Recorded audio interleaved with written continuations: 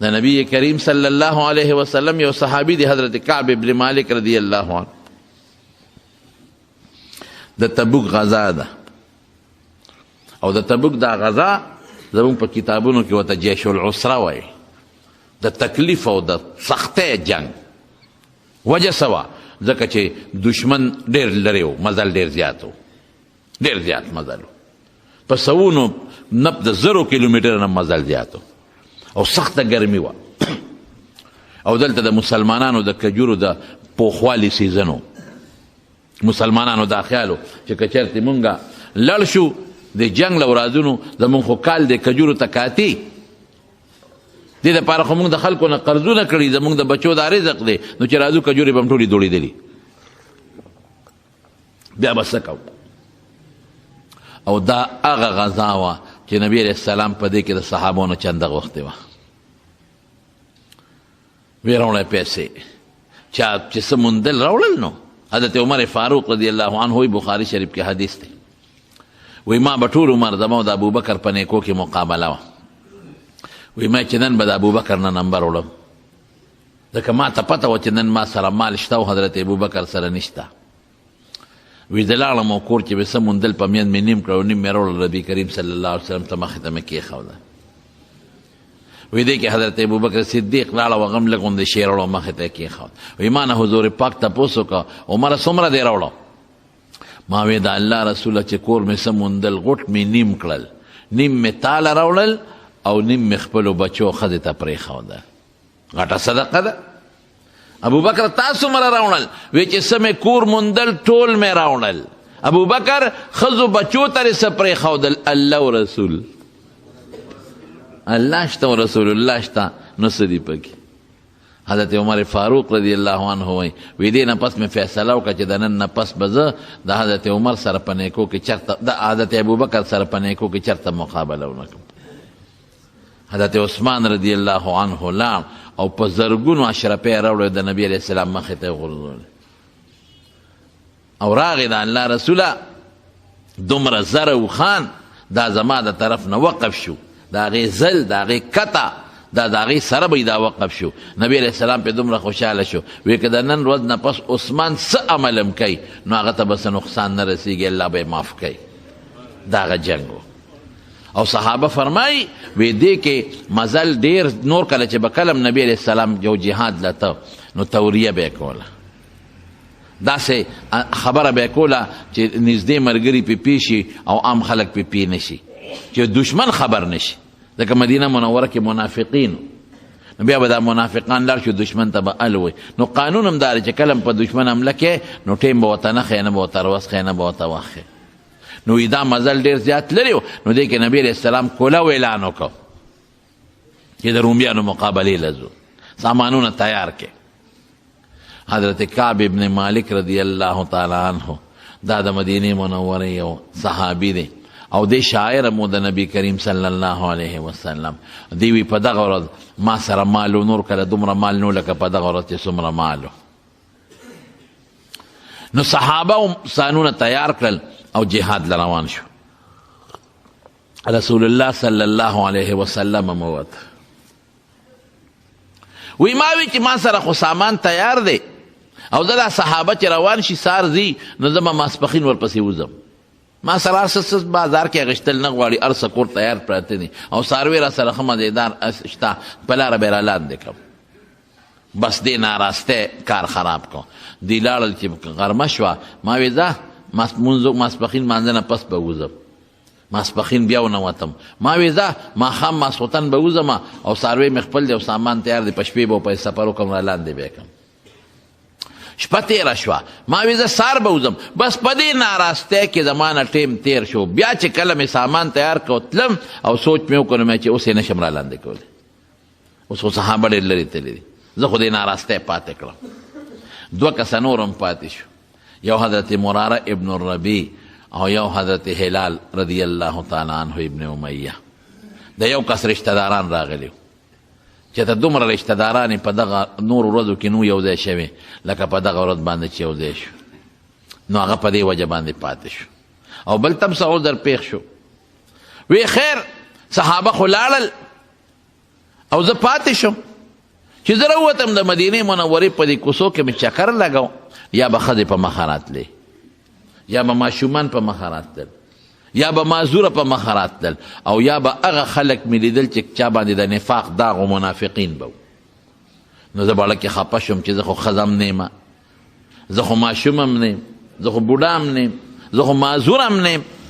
خو داسې معلومیږي لکه د منافقانو کې جوړ شمار شوی وی چې څه منځ رسول الله صلی الله علیه وسلم مزل وکړ، نو زما تپوس یې وکړ چې لکه کعب نه ښکاري.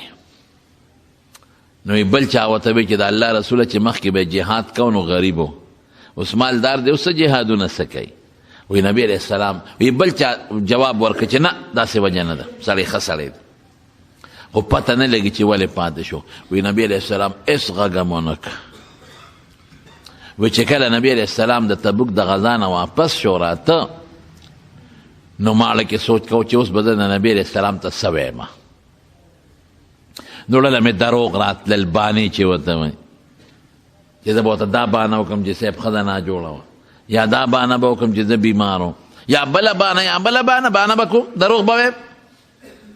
خو بیا مې لکې سوچ وکړه چې یاره داسې دروغ ویم چې نبی علیه السلام پې پیم نشي که نه. او د خپلو چې کم زما رشته داران پاتې وو، کمې زنانه وې یا کم بوډاګان معذوران، نو هغې سره مې صله وکړه. نو هغې راته وی چې کعب ګورې رښتیا ونه وی، یعنې نبي علیه السلام به درنه خفه شي چې ولې اخر ناراستی ولې پاتې کولې. بس څه بانه ورته وکړه، چېرته یې ګناه نه ده کړې، خیر دی که دا لږه ګناه د دروغو د نه وشي. نو پیغمبر علیه السلام ته به ووایي چې ماله بخښنه وغواړه که نه، خدای ته به ووایي اوبه دې بخي، وایي لږ دروغ پروا نشته.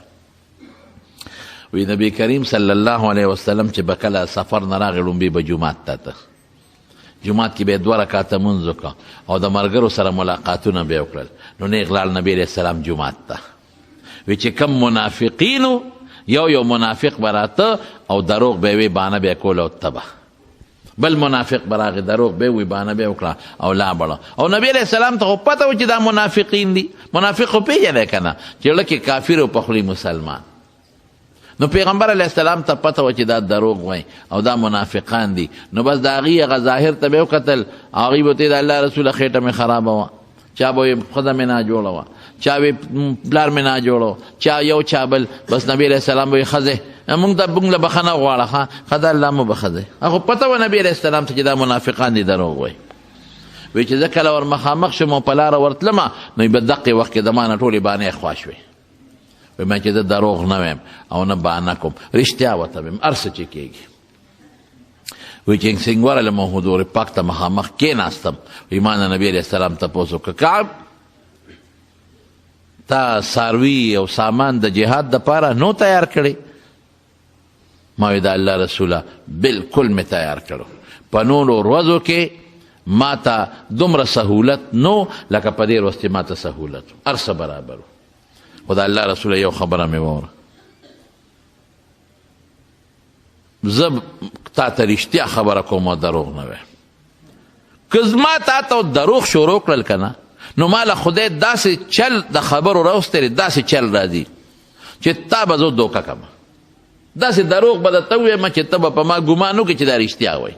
ما له ښه چل راځي. خو که تا ته مې دروغ ووایې، نو تا به زه خوشحاله کړم، تا به رضا کړم، ستا د غصې نه به ځان وباسم. خو الله ته خو پته ده زما دروغ که نه، د الله د غصې نه خو ځان نشم ایستی که نه، د الله د خفګان نه خو ځان نشم ایستی که نه.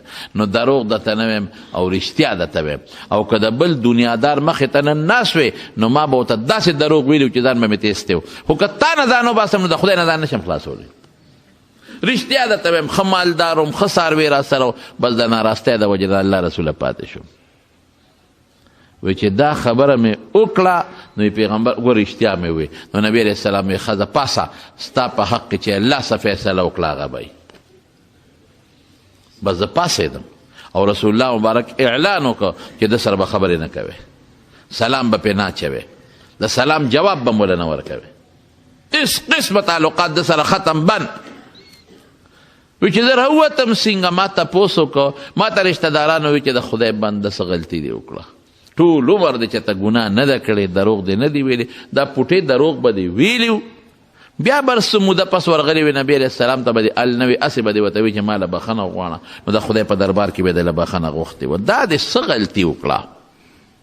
وی دې رشته دارانو دومره ملامته کړم چې زړه کې مې وي چې واپس ورځم، ویم چې د الله رسوله نه داسې نه وه، خو بیا مې وی چې نه بس ځان ټینګ کا. وی تپوس مې وکړه چې دا زما دا معامله بل چا سره هم شوې ده که نه ده شوې؟ وی یو دوه کسه نور دی، یو مراره ابن الربیع او یو هلال ابن امیه. ما وی زه دا دواړه خو بدریین صحابه دي، بدر کې شریک دي، بس چې د دوی څه حالي دغه حل به زما وي. د هغوی متعلق او زمونږ د دریو کسانو متعلق نبي علیه السلام اعلان وکړه بس چې دې سره به نه خبرې کوې، نه به ته سلام علی، نه به پې سلام اچوې، مکمل بایکاټ.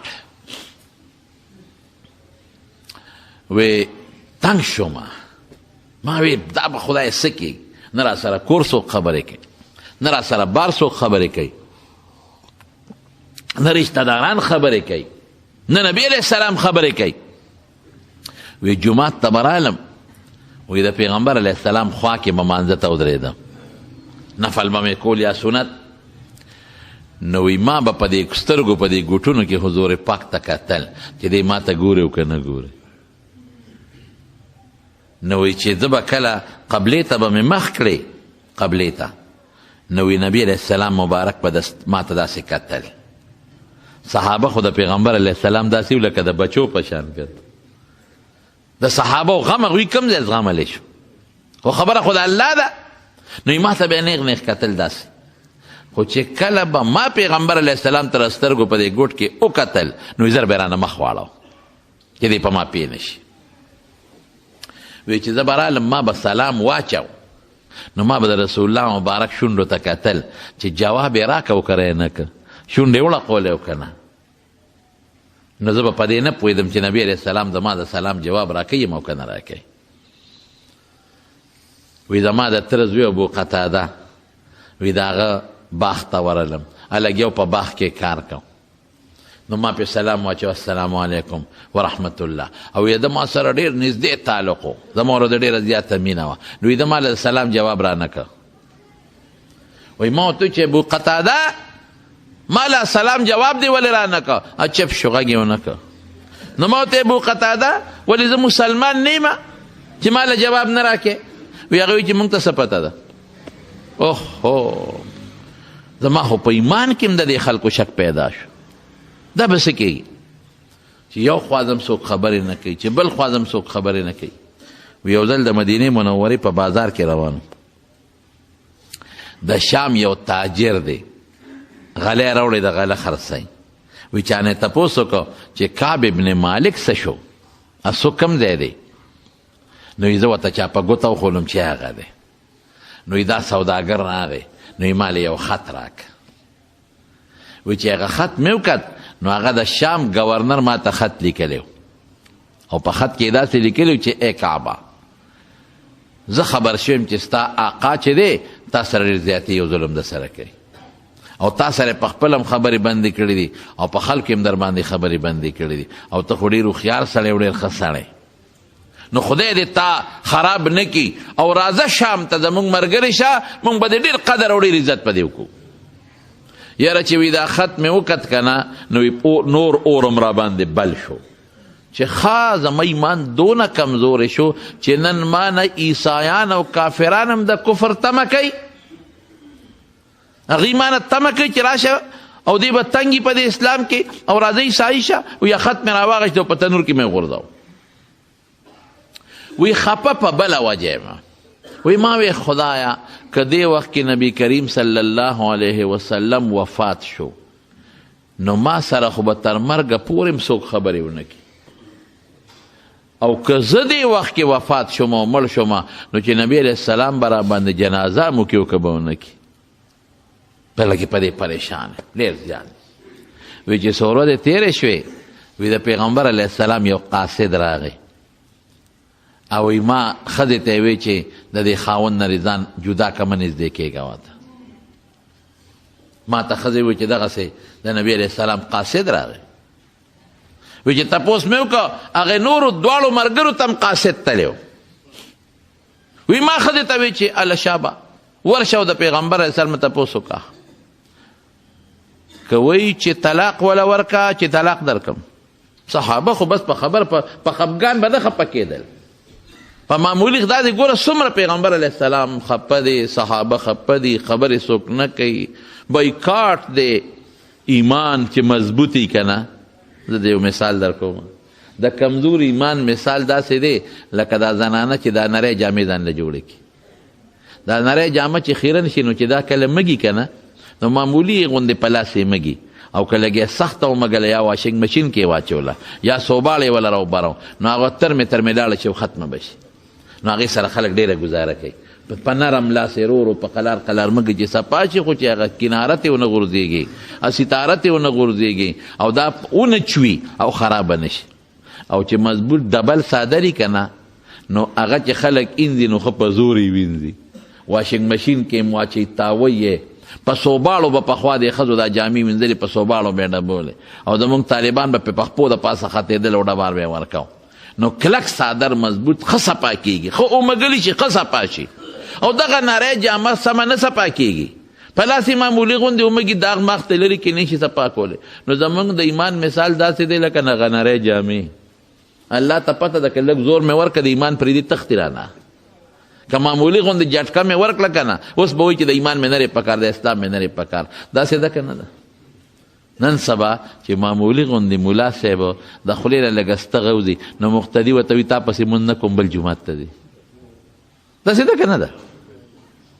معمولي غوندې خبره یا که لږه معمولي غوندې غلطي ستا نه راله، امام نه راله، مونځ یې بې وخته او که په وخت یې او که باس نه تا پسې مونځ نه کوم بل لازم. دغه ته ایمان وای کوم چې د کعب ابن مالک و کافر ورته وي راځه موږ به د همدردي کوو په سر به دې ګرځو چې ته څنګه هغه تنور کې کاغذ غورځوي. نه نه نه، که رسول الله مبارک او صحابو خبرې بندې کړي دي هېڅ پروا نشته. ایمان مې هم دقه دی چې دا کم دی، د ایمان د پرېښودو نه دی.